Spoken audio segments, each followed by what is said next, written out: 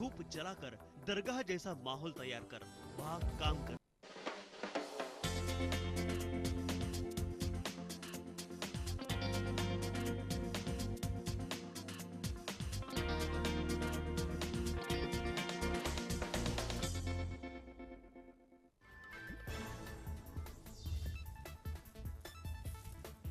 राज्यपाल के शंकर नारायणन के इस्तीफे के बाद महाराष्ट्र के नए राज्यपाल बने ओम प्रकाश कोहली। देर रात दिलाई गई शपथ।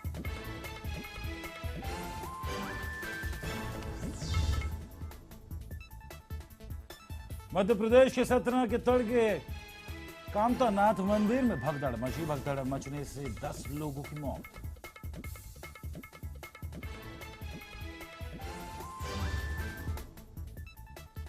कवर्धा में आयोजित शंकराचार्यों के धर्म संसद में साई समर्थकों और साधुओं के बीच विवाद। साई न भगवान न संत न गुरु, धर्म संसद का ऐलान।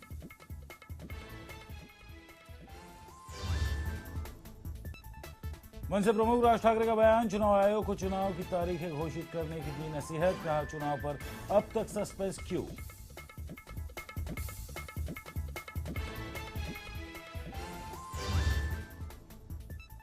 मुंबई को मिली नई सौगात। मेट्रो के बाद देश की पहली सी प्लेन यात्रा शुरू।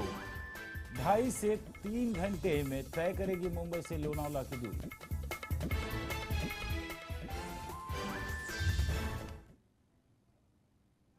नमस्कार, मैं प्रशांत आंग्रे और आप तमाम दर्शकों का स्वागत है। बढ़ते खबरों के सफर में और बात करते हैं मध्य प्रदेश के सतना जिला मुख्यालय के करीब 80 किलोमीटर दूर कामतनाथ पहाड़ मंदिर में दर्शन के लिए उमड़ी भीड़ के बीच अचानक भगदड़ मच गई, जिसके कारण 10 लोगों की मौत हो जाने की खबर आ रही है।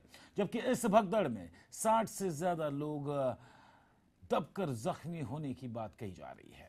ये घटना आज तड़के हुई है और इस घटना के पीछे प्रशासन की लापरवाही बताई जा रही है। वहीं मुख्यमंत्री शिवराज सिंह चौहान ने इस घटना में मरने वाले लोगों के परिजनों को 2-2 लाख रुपयों का मुआवजा देने का ऐलान किया है।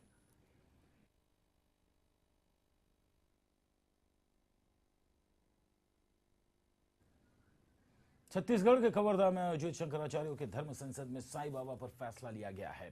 साईं बाबा की पूजा ना की जाए, उनके मंदिर ना बनवाए जाए, कोई साईं बाबा को भगवान न गुरु न संत माना जाए। इस प्रकार का फैसला हिंदू धर्म के तहत 13 अखाड़ों के प्रमुखों ने धर्म संसद में लिया है।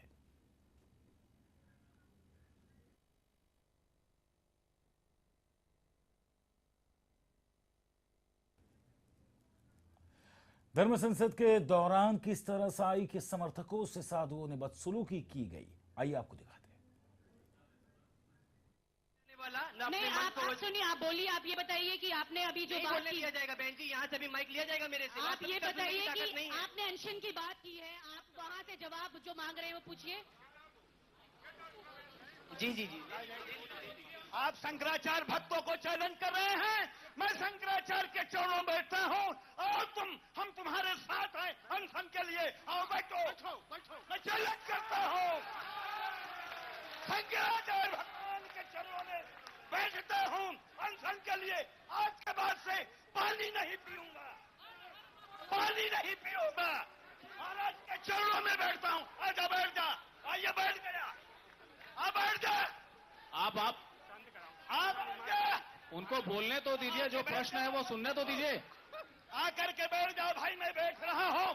शंकराचार्य हिंदू धर्मों को चैलेंज कर रहा है, मैं बैठ रहा हूँ। कृपया जी, अन्न जल के बिगड़ अन्न जल के यहाँ पर आइए, बैठिए। जौन जितने साईं जल भी ग्रहण नहीं किया जाएगा। जल भी नहीं ग्रहण करेंगे। आ जाओ। अरे भाई। और वही इस बारे में शिरडी साईं बाबा संस्था ने कोई प्रतिक्रिया देने से साफ इनकार कर दिया है और संस्था की तरफ से कहा गया है कि देश में सब स्वतंत्र है। वहीं दूसरी तरफ शिरडी में साईं का दर्शन करने आए साईं के भक्तों का क्या कहना है, आइए आपको सुनाते हैं। नहीं, ये जितने भी धर्म के लोग ये ले ले, साईं बाबा की पूजा, साईं बाबा के मंदिर बनना और साईं बाबा के भक्त जितने भी है उनमें कोई कमी नहीं आएगी। साईं बाबा की सब श्रद्धा से पूजा करते हैं और हमारे भगवान है साईं बाबा। हम इसका विरोध करते हैं और मैं भी सारे साईं भक्तों से आह्वान करता हूँ कि ये जो 13 धर्म के या 12 धर्म के लोग जो विरोध कर रहे हैं इस चीज़ का, हम लोग भी उनका विरोध करें। सब गलत है, शंकराचार्य गलत है। साईं बाबा सही है, मुझे तो बहुत भरोसा है। पूरी दुनिया आ रही है उनके ऊपर विश्वास करके। कहाँ कहाँ से लोग आ रहे हैं। शंकराचार्य पूरी तरह से गलत है। साईं बाबा ने खुद का हॉस्पिटल बनाया है, गरीबों को सेवा देते हैं। साईं बाबा को ही मानना चाहिए। शंकराचार्य ने कुछ भी नहीं किया है, खुद का हॉस्पिटल ने गरीबों के लिए कुछ नहीं है। तो शंकराचार्य को नमस्कार करते हैं, मगर उसको कुछ भी आगे ऐसा करना चाहिए, कोई धर्म का विरोध नहीं करना चाहिए। जगत गुरु स्वामी शंकराचार्य जी जो धर्म संसद परिषद का आयोजन किया है, उसमें साईं बाबा संस्थान विश्वस्त व्यवस्था की ओर से कोई ही प्रतिनिधि जाएगा नहीं। किसी धर्म को, किसी धर्म ग्रंथ में ऐसा नहीं लिखा है कि इसकी पूजा मत करो और इसकी पूजा करो। जिसको जिसमें श्रद्धा है उसकी पूजा करो। आप स्वतंत्र है, इसमें आप किसी को ये मत करो, ऐसा करो, ऐसा कोई नहीं बोल सकता। आजकल के साधु संतों को ऐसा कोई बयान नहीं देना चाहिए और अननेसेसरी ये डिस्प्यूट खड़ा करने की कोई आवश्यकता नहीं है।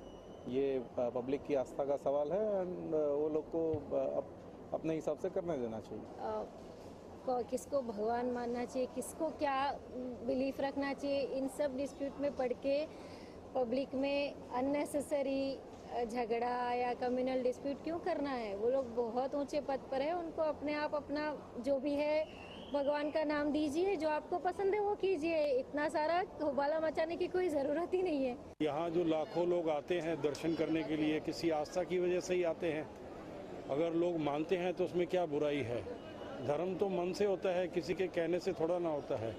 जिसको अच्छा लगता है, जिस धर्म में या जिस भगवान में या जिस साधु संत में उसमें विश्वास होता है, उसके लिए वो आता है। उसमें क्या बुराई है, उसके लिए मना क्यों किया जाए। हम आज़ाद देश के वासी हैं और आज़ादी हमारा जो है परम धर्म है और हमारी मान्यता जिसमें भी हम उसको मान सकते हैं। और बात करेंगे केंद्र की सत्ता पर पूर्ण बहुमत प्राप्त करने के बाद अब प्रधानमंत्री नरेंद्र मोदी का मिशन राज्यपाल का फिर एक बार शुरू हो गया है। जी हां, पेश है इसी पर हमारी ये खास रिपोर्ट।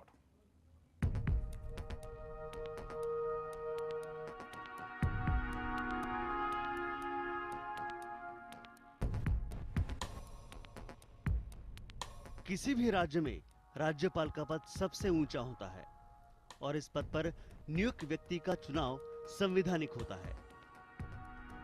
देश के राष्ट्रपति के सुझाव से ही राज्यपाल की नियुक्ति की जाती है। मगर आए दिन जिस तरह से राज्यपालों का तेजी से स्थानांतरण किया जा रहा है, उससे तो यही लगता है कि ये सीधा संविधान पर हमला है। ताजा मामला महाराष्ट्र के राज्यपाल के शंकर नारायणन का है, जिन्हें अब मिजोरम का कार्यभार राज्यपाल के रूप में सौंप दिया गया है और महाराष्ट्र के राज्यपाल की कमान अब ओपी कोहली के हाथों में आ गई है।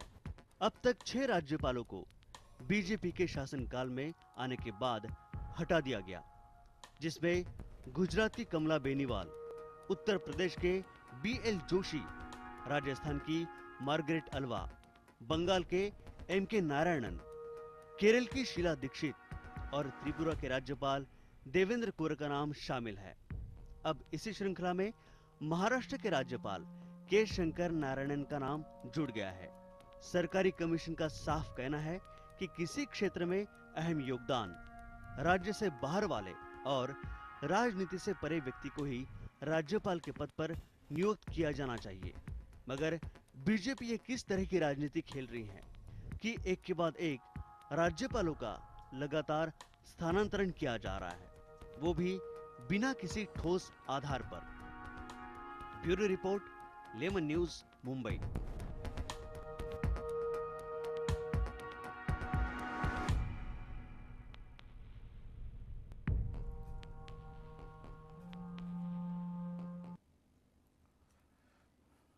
महाराष्ट्र के राज्यपाल बने ओम प्रकाश कोहली। जी हां, देर रात उन्हें शपथ दिलाई गई। मुख्यमंत्री पृथ्वीराज चव्हाण ने किया कोहली का स्वागत। गुजरात के राज्यपाल है ओम प्रकाश कोहली, जिन्हें महाराष्ट्र के राज्यपाल का अतिरिक्त प्रभार सौंपा गया है। राज्यपाल के शंकर नारायणन ने इस्तीफा देने के बाद से यह पद खाली था।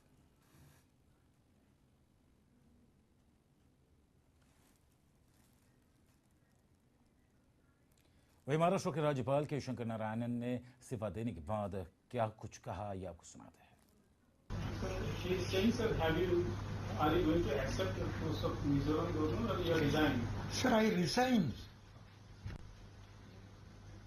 Resign means I am not governor. Only the Maharashtra governor transferred to Mizoram. So I resign. So I am not governor. See, consultation means, of course,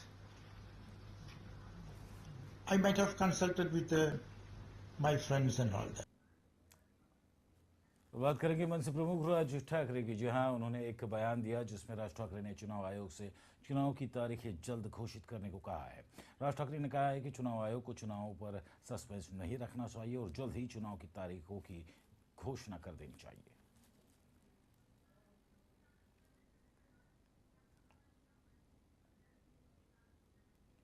Lok Sabha चुनाव में करारी हार के बाद एक बार फिर कांग्रेस की मुश्किलें बढ़ती नजर आ रही है। यहां कांग्रेस पर एक और भूकंप यानी माफ कीजिए बुक बम फटने की यहां पे खतरा मंडरा रहा है। दरअसल पूर्व कैग यानी पूर्व control audit general Vinod Rai अपनी एक किताब नॉट जस्ट एन एनकाउंटर में यूपी सरकार में हुए कोयला घोटाला और कॉमनवेल्थ घोटाले को लेकर कई अहम खुलासे कर सकते हैं। जाहिर है अगर ऐसा होता है तो कांग्रेस नेतृत्व एक बार फिर मुश्किल में आ सकता है।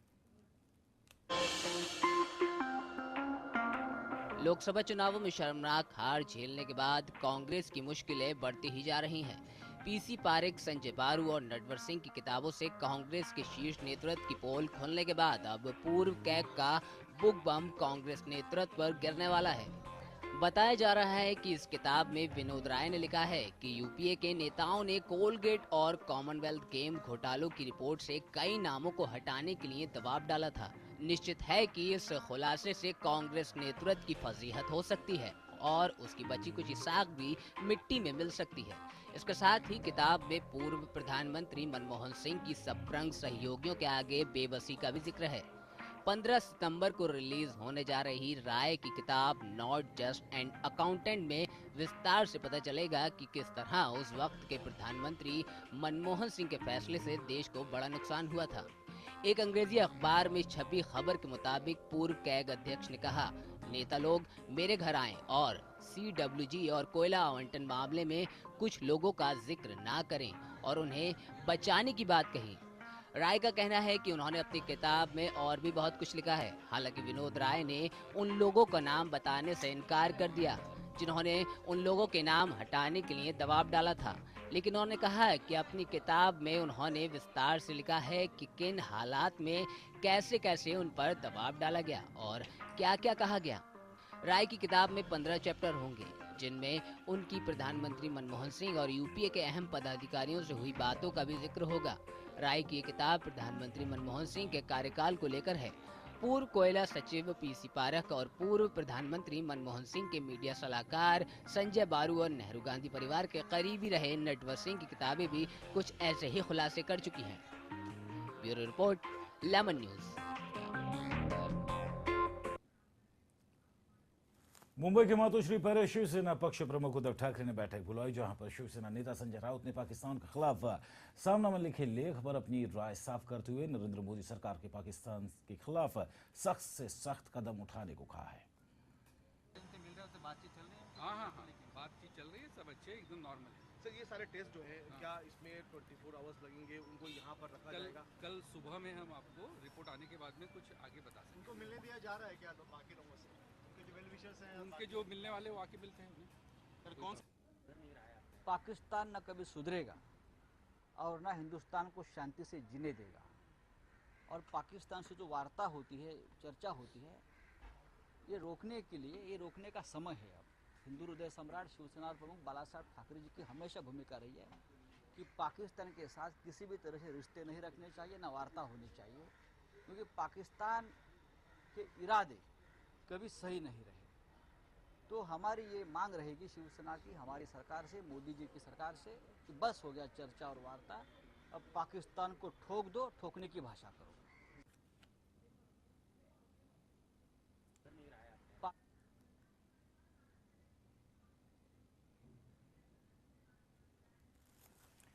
राष्ट्रीय जनता दल के प्रमुख लालू प्रसाद यादव मुंबई के दौरे पर आए हुए थे, लेकिन तबीयत में अचानक खराबी आने के कारण उन्हें मुंबई के एशियन हार्ट इंस्टीट्यूट में भर्ती कराया गया। वहीं डॉक्टरों का कहना था कि Lalu Prasad Yadav routine health checkup के लिए आए थे।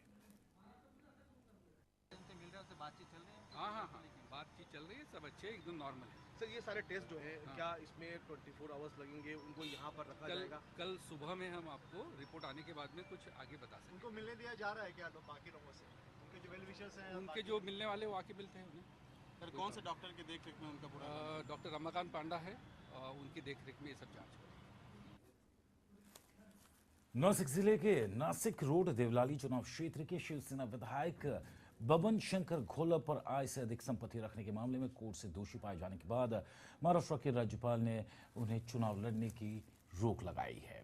मुंबई मजगांव कोर्ट उन्हें 3 साल की जेल और 1 लाख रुपए जुर्माने की सजा दे चुका है। गौरतलब है कि बबन शंकर उद्धव ठाकरे के काफी करीबी माने जाते हैं। वही कहना चाहता हूं कि राष्ट्रवादी और कांग्रेस के 15 साल में हजारों करोड़ रुपए का घोटाले हुए, उनकी इंक्वायरी नहीं हुई है और मेरा 15 साल पुराना केस निकालकर एक आदमी को खड़ा करके जो मेन केस है वो बाजू में रख के ये बीच में ही दूसरा कार्यकर्ता को उठा के ये केस करना, उसमें मेरे को दोषी करा पाना, ये सब षड्यंत्र है और ये कांग्रेस का षड्यंत्र है।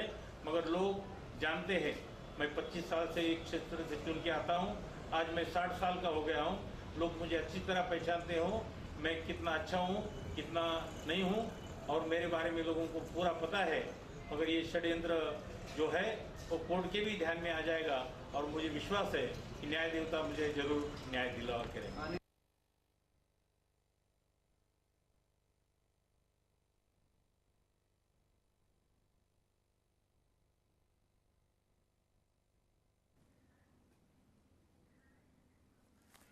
महाराष्ट्र विधानसभा चुनाव आने से पहले उम्मीदवारों ने दल बदली करना शुरू कर दिया है। वही ऐसे में अहमदनगर जिले के श्रीगोंडा विधानसभा क्षेत्र से पूर्व मंत्री और विधायक बबनराव पाचपुते ने राष्ट्रवादी कांग्रेस पार्टी से अपना इस्तीफा दे दिया है। लगातार 6 बार अलग अलग चुनावी चिन्ह से जीत हासिल करने वाले बबनराव के इस फैसले से राष्ट्रवादी कांग्रेस पार्टी को बड़ा झटका लगा है। वही बबनराव के सामने शुगर मिल के अध्यक्ष और अहमदनगर जिला परिषद के सदस्य राहुल जगताप ने श्रीगोंदा में जोरदार प्रदर्शन करते हुए बबनराव को चुनौती दी है। राष्ट्रवादी और कांग्रेस के 15 साल में हजारों करोड़ रुपए का घोटाले हुए, उनकी इंक्वायरी नहीं हुई है और मेरा 15 साल पुराना केस निकालकर एक आदमी को खड़ा करके जो मेन केस है वो बाजू में रख के ये बीच में ही दूसरा कार्यकर्ता को उठा के ये केस करना, उसमें मेरे को दोषी करा पाना, ये सब षड्यंत्र है और ये कांग्रेस का षड्यंत्र है। मगर लोग जानते हैं मैं 25 साल से एक क्षेत्र से चुन के आता हूँ, आज मैं 60 साल का हो गया हूँ। लोग मुझे अच्छी तरह पहचानते हो, मैं कितना अच्छा हूँ कितना नहीं हूँ और मेरे बारे में लोगों को पूरा पता है। मगर ये षड्यंत्र जो है वो कोर्ट के भी ध्यान में आ जाएगा और मुझे विश्वास है कि न्याय देवता मुझे जरूर न्याय दिला। फिलहाल यहाँ पर रुकेंगे एक छोटे से ब्रेक के लिए। जल्द हाजिर होते, आप बने रहे हमारे साथ।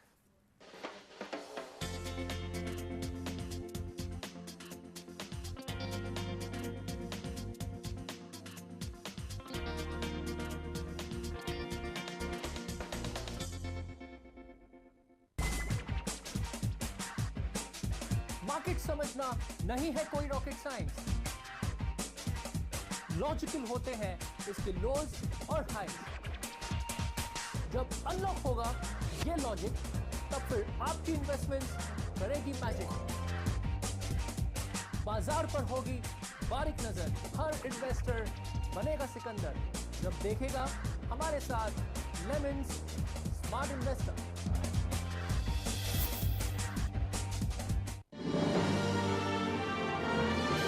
Global advertisers, scaling new heights in outdoor media.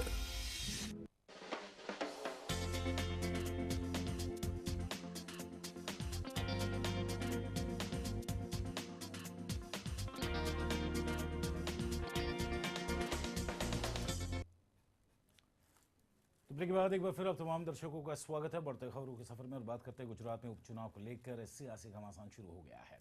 वहीं कांग्रेस और बीजेपी की बात की जाए तो अपनी अपनी तैयारियों में दोनों पार्टी लगी हुई है।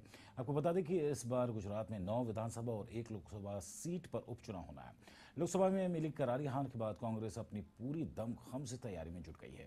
वहीं कांग्रेस कार्यकर्ताओं का कहना है कि इस बार मोदी का जादू नहीं बल्कि कांग्रेस का जादू गुजरात में चलेगा।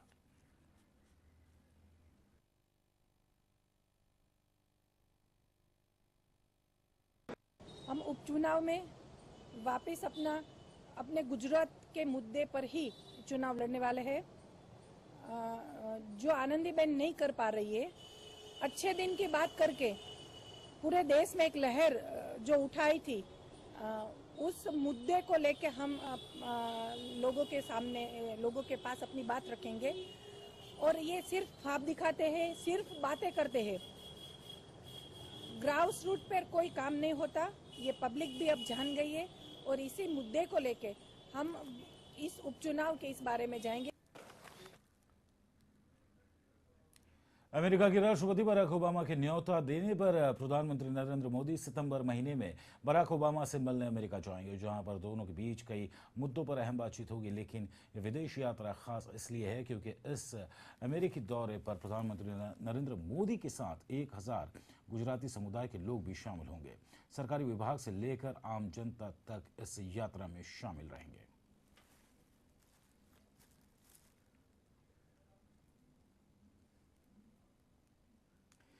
मुंबई में देश की पहली सी प्लेन यात्रा शुरू हो गई है। लंबे इंतजार के बाद आखिरकार मुंबई में सी प्लेन सर्विसेज आज से शुरू हो गई है। मुंबई से लोनावला के बीच सी प्लेन की सर्विसेज दी जाएगी, यानी अब मुंबई से लोनावला की दूरी महज 2.5 से 3 घंटे घटकर 30 मिनट का सफर हो जाएगा। लेकिन इस सर्विस का लाभ उठाने के लिए आपको अपने जेब से पैसे ज़्यादा ढीले करने पड़ेंगे, क्योंकि सी प्लेन से सफ़र करने के लिए एक तरफ का किराया करीब 2 से 2,500 रुपये तक आपको चुकाना पड़ सकता है। और इस सी प्लेन का नाम सेस्ना 208 है और इसकी खासियत ये है कि ये ज़मीन और पानी दोनों पर लैंड कर सकता है। कोऑर्डिनेशन का सबसे बड़ा इशू है समन्वय का, क्योंकि भारत सरकार की कई डिपार्टमेंट्स हैं, राज्य शासन की कई डिपार्टमेंट्स हैं, लोकल बॉडीज़ हैं, कॉरपोरेशंस हैं। जैसे इरिगेशन कॉरपोरेशन के साथ हमने अभी ट्राइपार्टाइट एग्रीमेंट किया है, एमटीडीसी, इरिगेशन कॉरपोरेशन और बीईआर। कुछ लाइसेंसेस लगती हैं, परमिट्स लगते हैं, नो ऑब्जेक्शन सर्टिफिकेट्स लगते हैं। तो ये सब कोऑर्डिनेशन का और फैसिलिटेशन का काम जो है वो एमटीडीसी ने किया। फाइनेंशियल इन्वेस्टमेंट एमटीडीसी की कोई नहीं है इसमें, लेकिन फैसिलिटेशन का रोल बहुत इम्पॉर्टेंट है। इसलिए आज ये कमर्शियल फ़्लाइट शुरू हो सकी है। इस वक्त हमारे साथ प्लेन के डायरेक्टर खड़े हैं। आइए हम सर से जानते हैं कि इस प्लेन को लगाने में कितनी मेहनत गई है। सर, आप सबसे पहले इस प्लेन की खासियत के बारे में बताइए। एक एम्फीबियन जहाज़ है जो कि पानी और रनवे दोनों पे एक साथ सफ़र कर सकता है। यानी रनवे से टेक ऑफ करेगा, पानी में लैंड करेगा और पानी से टेक ऑफ करके वापस रनवे पे आता है। तो इसकी खासियत यही है कि ये ऐसी जगह भी कनेक्ट कर सकता है एयर कनेक्टिविटी से, जहाँ पे एयरपोर्ट ना हो, अगर पानी होगा तब भी ये काम कर सकता है। सर, ये मुंबईकरों के लिए कितनी बड़ी सौगात होगी? जैसे कि बात करें कि मुंबई में अभी तक की ऐसी कोई प्लेन सुविधा आई नहीं है, तो आप इसके बारे में क्या कहना चाहेंगे? देखिए, मेरे ख्याल से इससे मुंबईकरों को काफ़ी फ़ायदा होगा, क्योंकि पहला सेक्टर तो अभी सिर्फ पावना का है, लेकिन आगे जाके जो 3-4 सेक्टर और हम लोग शुरू करने वाले हैं, मेहराबाद शिरडी का, धूम डैम का जो कि महाबलेश्वर में है, नासिक के पास गंगापुर डैम है, मेरे को लगता है कि जितना आपका जो ट्रैवल टाइम है वो काफ़ी कम हो जाएगा, कन्वीनियंट रहेगा। और क्योंकि किफ़ायती दर रखे हैं तो मेरे ख्याल से ज़्यादा लोग जो है इसका आनंद ले पाएंगे। कुल कितना लागत आया है इसका प्लेन को लगाने में? करीब 15 करोड़ करीब आया। और किस तरह की और आगे क्या क्या प्लानिंग है आप लोगों की, अगर आप कुछ बताना चाहें तो? आगे जाके जैसे मैंने आपको बताया 3-4 सेक्टर और जोड़ेंगे हम लोग अगले 1 महीने के अंदर, और अगले साल तक अगर रिस्पांस इतना ही अच्छा रहा तो मेरे ख्याल से कोशिश हमारा ये है कि एक बड़ा जहाज़ लेके आए जिसमें 19 पैसेंजर जा सकते हैं, और जो मुंबई से जो आपके तटीय इलाके हैं जैसे महाबलेश्वर हो गया, गणपतिपुले, तारकली, हरिहरेश्वर, वो कनेक्ट करेगा। Thank you sir. जैसे आपने देखा कि इनका कहना है कि आने वाले समय में ये और भी सुविधाएं उपलब्ध कराने की कोशिश करेंगे। कैमरामैन राजीव बारूद के साथ पूनम यादव, लेमन न्यूज़, मुंबई।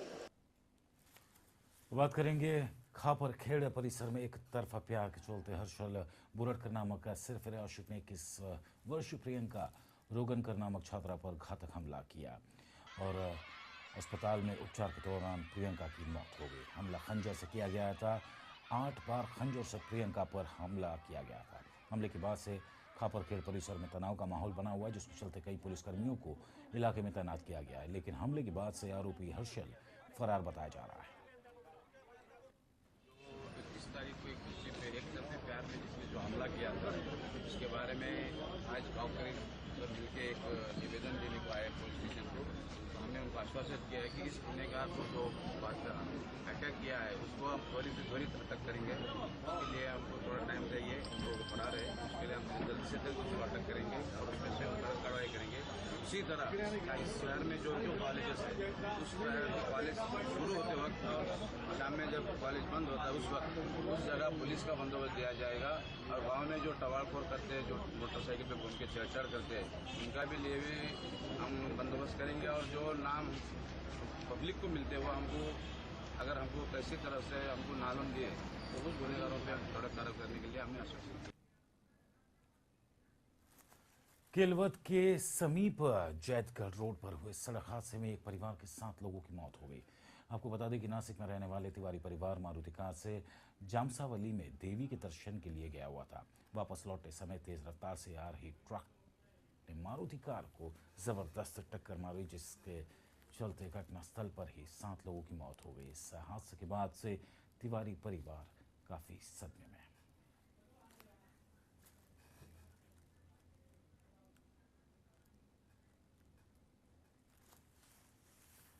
और कुछ ही दिन बाकी है गणपति बापा के घर घर में आगमन होने के लिए। वहीं इसके चलते कोंकण में रहने वाले लोग अपने गांव के लिए प्रस्थान कर रहे हैं, लेकिन पनवेल से कोंकण जाने वाली एसटी बसों में यात्रियों के लिए सीट उपलब्ध नहीं है। यहां तक कि यात्रियों के लिए एसटी महामंडल ने 2000 अतिरिक्त बसों की भी व्यवस्था की है।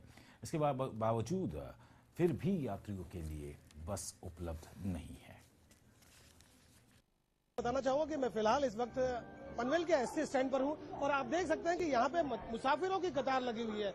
ये वो मुसाफिर है जो कोंकण का सफर करना चाहते हैं। और सबसे बड़ी बात यह है कि जो गणपति के मौसम में देखा यह जाता है कि लोग बाग अपने घरों पे जाने के लिए 1 महीना पहले टिकट बुक कर लेते हैं, लेकिन इन दिनों देखा यह जा रहा है कि टिकटों का अकाल सा पड़ गया है। उसकी वजह यह है कि लोगों ने टिकट बुक कर ली है, लेकिन अब जो नए मुसाफिर हैं जो एसटी से सफर करना चाहते हैं उनको दिक्कतों का सामना करना पड़ रहा है। नितिन जी बताइए कि आप कहाँ जा रही है? मैं श्रीवर्धन जा रही हूँ। श्रीवर्धन जा रही है। देखा ये जा रहा है कि गणपति के मौसम में खास करके लोगों को दिक्कतों का सामना करना पड़ता है, टिकटें अवेलेबल नहीं होती है। तो ऐसी परिस्थिति में दूसरा वैकल्पिक व्यवस्था क्या है लोगों के पास? अभी मुझे भी श्रीवर्धन जाना है, पर अभी मैं भी 1 महीना हो गया टिकट बुक करने के लिए इधर आ रही थी, ये कर रही थी, और मेरा भी ठीक है। अभी जो फिलहाल जिसके पास पैसा नहीं है वो क्या करेगा? वो 200 रुपये टिकट है तो 2000 रुपये उसको खर्च करने पड़ते हैं। अभी मैं इधर आई हूँ तो बस नहीं है, वो 9:15 बजे निकलती है, तो अभी इधर बॉम्बे से 9:15 बजे आती है, तो अभी इधर आई नहीं, तो इधर 1.5 घंटा मैंने वेट किया है। आज कोंकण में जाने वाले मुसाफिरों को वाकई दिक्कतों का सामना करना पड़ रहा है। वैकल्पिक व्यवस्था के नाम पर टूरिस्ट गाड़ियां हैं, जिसके एवज में टूरिस्ट वाले अगर आप कार किराए पर लेते हो तो लगभग 2 से 3 हजार रुपया आपको चुकाने पड़ेंगे, और यही वजह है कि आम आदमी इतने पैसे नहीं चुका सकता। कैमरा पर्सन रोशन के साथ मैं गोपाल शाह, लेमन न्यूज, नवी मुंबई। तो इस बुलेटिन में फिलहाल इतना ही। मुझे दे अनुमति, लेकिन खबरों का सिलसिला लेमन न्यूज पे बदस्तूर जारी रहेगा।